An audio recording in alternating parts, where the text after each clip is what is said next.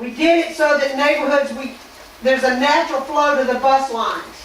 Like this in here goes, and James, you can't see it, but between Allen Road and the Long Beach limits, and that's McCon over, the buses will come down Gates, come down, pick up these kids, and go right back up to the school. Right Gates to Commission and over. So, we looked 8 or 9 different scenarios, and this one is not, this one was the most even distribution without really gerrymandering lines all over the place. The only place we're really duplicating bus routes is in that one area, right in here, where we gotta pick up K through 3.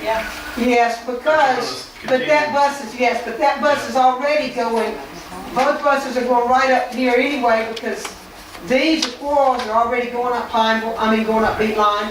Up there where you have Hayes Road, that's quarrels.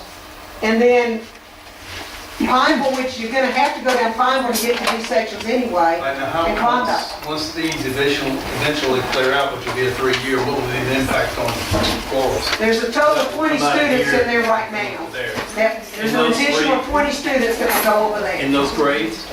In K through 3, yes. Okay. So There's that's an additional 20 students that will go increase there. Anything from the CD base will go to quarrels. Hoping to get an increase next year. So that'd be a little bit of a reduction on Reeves as the years go on to be a little more less, Yes. a little more But reduction. remember, you got to follow, you can't reduce Reeves much without really impacting that free reduced Well, lunch. that's what you gotta watch, what's in there. But also, This have we is, taken into that is a free reduced lunch, consideration that for the maybe most part. south of Railroad actually does start coming back? If south of the railroad starts coming back, then you're gonna have to redo stuff anyway. Just like you would have if, Mr. Carpenter, if some of this starts happening. Okay. All I can do right now is the best case scenario. We first tried a line going from Cleveland Avenue over and then along Railroad and everything south of the tracks going here. So all of this area was picked up, it is McCon, all of this, and then everything south of the tracks. That only put 59 students at Reeves. And greatly overcrowded quarrels and put them over 70% free reduced lunch up at about 75%. We can't do it. To impact free reduced lunch, you had to pick up some of the people on the east side of town. And you wanted to do it without, so it was not that far for any of these children to ride. From their house, if you went a straight line, you're still less than 10 minutes from here to Reeves Elementary. And on the, I missed when you said it, on the kindergarten, I think you said quarrels was 85. Yeah, but remember, we don't know what those I counts know, are. you just We're gotta kind of take the estimating. story. And it reads about 105. And that's historical. All right, so, That gives us more than what we have in kindergarten right now, slightly more than what we have in kindergarten. And you know, what could happen at the beginning of the year if we see numbers, is you don't know. Even this year, after school started, we moved the teacher from Quarles to McCon because numbers came in higher than anybody anticipated. And that's always something that we might have to do. We don't like doing it, but that's always something that we might have to do. Well, that's typical every year. Yes. what was the capacity of quarrels? Quarles, you probably got capacity of, in order to have all your different areas, Yeah. probably about 550. But remember, you're taking 6 rooms to put Discovery there rather than at middle school. All right, now how about Reeves? Reeves capacity is probably about the same thing, 550, and still keep rooms for intervention and music and all of those So things. we're well within, we got room for growth in both schools. You've got room for growth at both schools. And no other option did that. Because that way, if one side grows faster than the other, you can still accommodate it. And if you have to tweak the lines, If they come in south. if you have to, slightly tweak, you can do it here by just bringing this down and over, or, Yeah, but you got a good ways to go before you get to that. yes. We tried to look down the road several years, knowing that we don't know where we're gonna be in 3 years if things don't start happening in Long Beach, I don't want to ask you a tougher question, but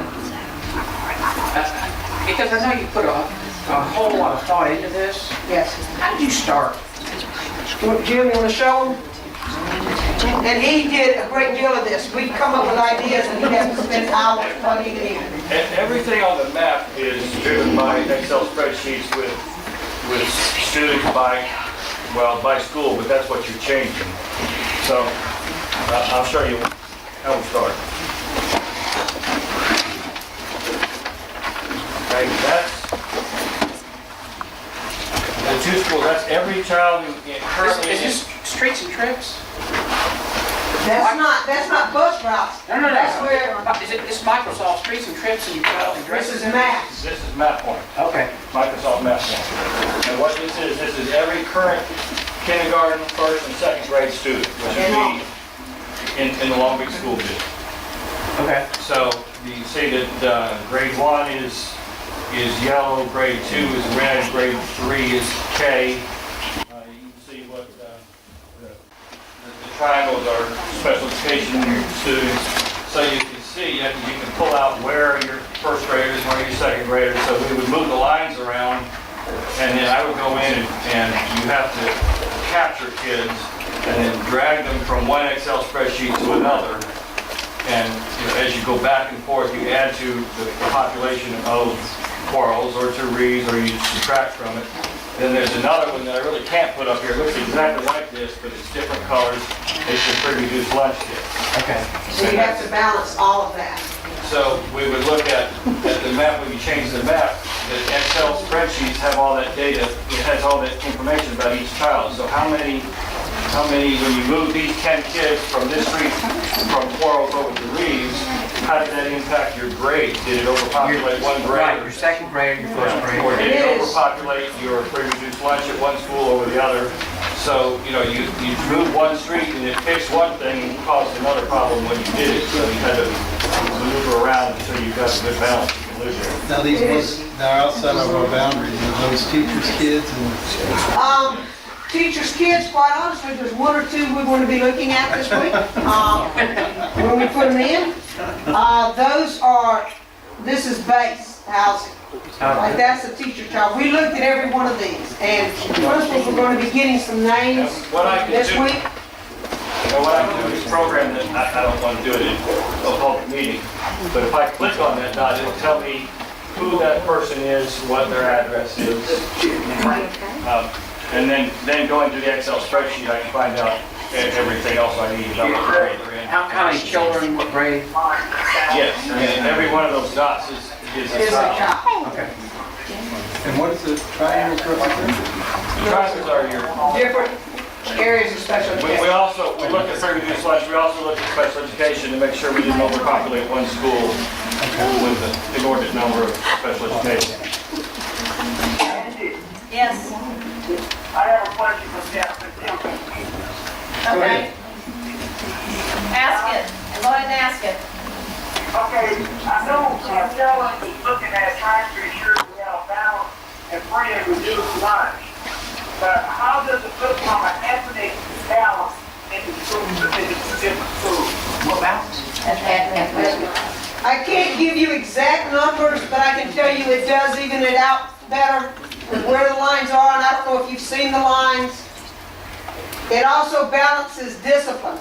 We did look at discipline issues at the schools currently.